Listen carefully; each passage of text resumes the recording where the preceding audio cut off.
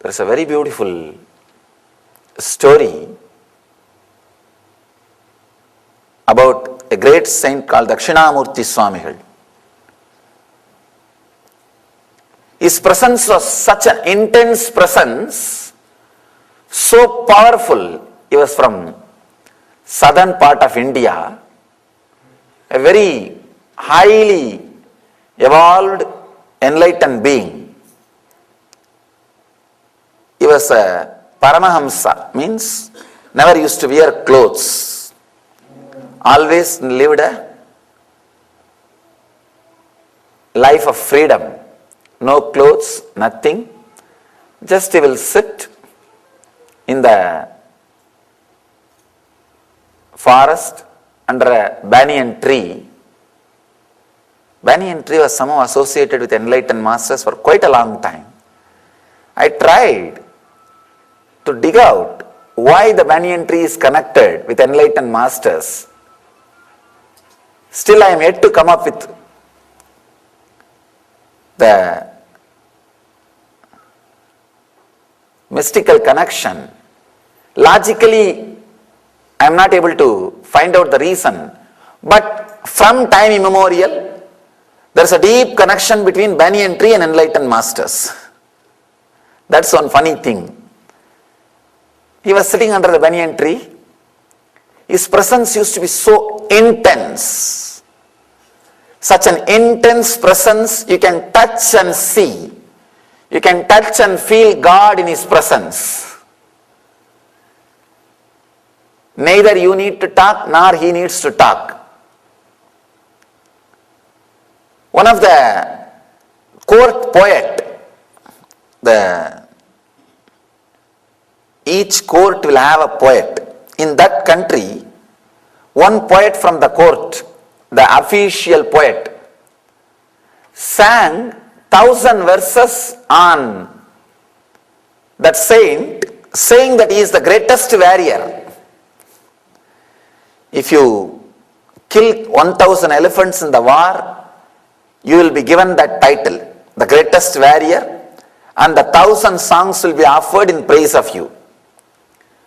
This poet sang that in that same meter, it is called Bharani. In the same meter he sang 1,000 verses to that saint, praising the power or the heroic qualities of that master. When king came to know about it, his ego got hurt, because that king is the only guy who killed 1,000 elephants in the war. In that whole region, he is the only guy who had that song and title. Always the politicians feel their ego is hurt whenever they see the name and fame or the attention is gathering, because they thrive in attention. See, with the living masters, they do not thrive based on attention. If none of you are here, I will be doing the same job what I am doing now without moving my mouth. That's all. When I was sitting in my room, I am doing the same job of radiating the presence. Understand? My job is not done by the words which I am uttering. It is done by the presence. You may ask why I am uttering more words. Just to make you silent. If I am not talking, you will be talking. You will not receive. You will not be imbibing the subtle, mild work which I am doing. Masters thrive by their very presence. People thrive by the master's attention towards them. But with political leaders, politicians, they thrive by the attention given to them. It is number game. He was hurt, very deeply hurt. He called that poet and said, justify your decision of singing the same, in same meter, same 1,000 songs about that beggar, naked beggar, who is sitting under the banyan tree. You sang 1,000 verses on him, singing his glory and his heroism. Justify, otherwise your head will be cut. Because that is the only key with which the kings are ruling the country. The poet said, I don't have any reason or justification.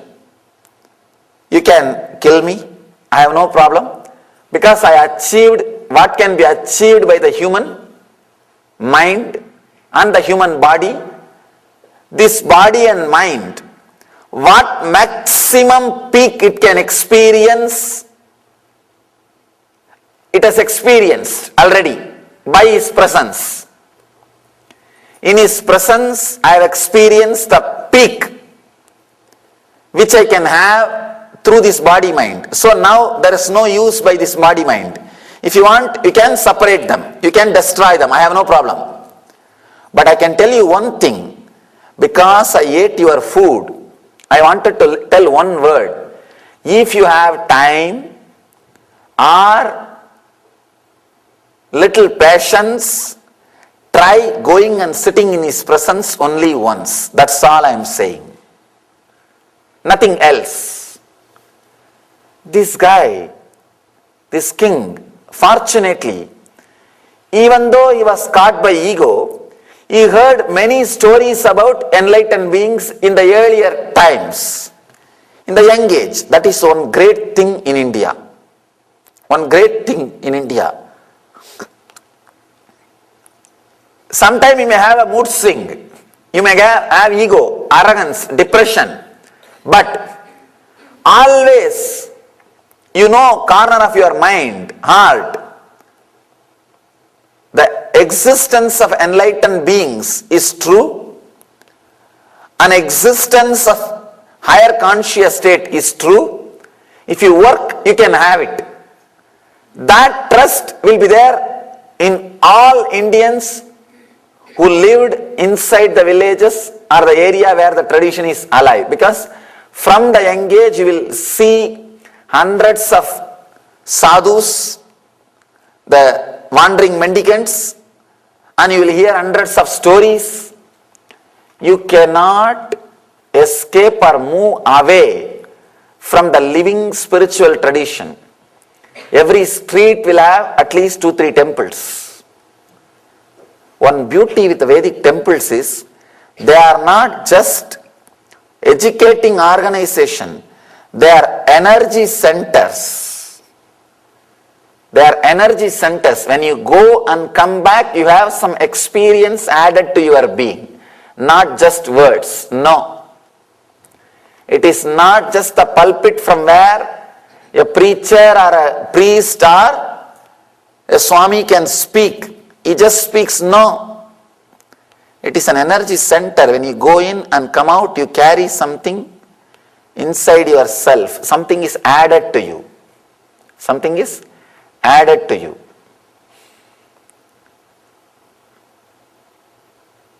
He knows there is something beyond him. So he decides, all right, let me give a chance before killing this poor guy.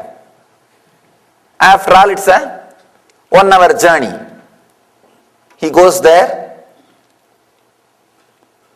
Now the story takes a new turn. It's such a beautiful, intense description. The king goes with his whole paraphernalia. Means ministers, the citizens, the leading citizens, all of them go there. There was such an intense, vibrating silence. Not only he, the enlightened being, was silent, even the tree was celebrating that silence. The tree was standing on the silence. It was rooted in silence. its movements were celebrating the silence. The moment king entered the banyan tree's shadow, something happened in him. He goes near. He came with the idea of straight away shouting or questioning. But suddenly, understand, when you observe intense silence in master's body language, whether you want it or not, it will penetrate your inner space. People ask me many times, in India, 30,000-40,000 people sit and listen for 5-6 hours the public discourses and darshans, satsangs. At least it will be 3 hours. If there is some question answer or darshan, it will go more than that. In India, it is very difficult for that many people to sit silently because they are habituated only for political meeting. After 5-10 minutes, you can clap your hands and just get up and go, no problem. You need to give only attendance. But here, in our satsangs, it is not mobilized crowd. People ask me, and especially people who knows how difficult it is to create that mass and make them sit silently. They ask, for hours, 3-4 hours, how these people are sitting silently and listening intensely, and not a single person moves out. All I do is, before starting the discourse, I'll just sit like a stone for a few moments. Complete silence. When you are connected to somebody who is radiating intense silence, suddenly you will see the same silence is descending in your inner space and you are settling down. The transmission of silence happened between the master and the king. And king not only did not utter any word, forgot about any word which he wants to utter.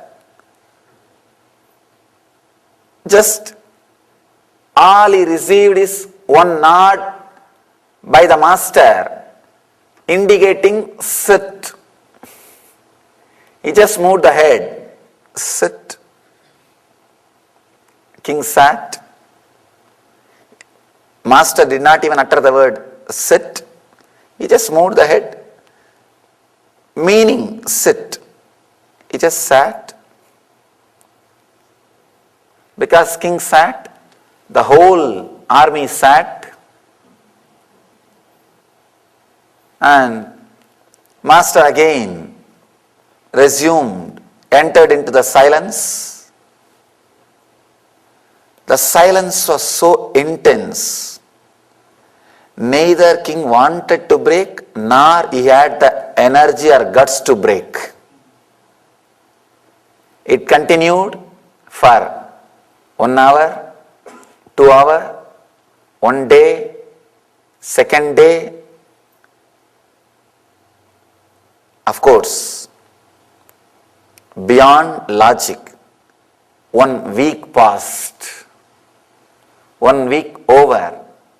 Neither king felt the thirst nor hunger or the idea of time. Understand? You will have idea of time or boredom only when there is thoughts. When there are no thoughts, you won't have an idea of time or boredom. Time is defined by thoughts. When thoughts drop, there is no time. There is no time. And story says, after 1 week, master was so compassionate. He just moves his eyes, looks into the poet, his disciple, in a very jovial way. I think Kingdom needs king back.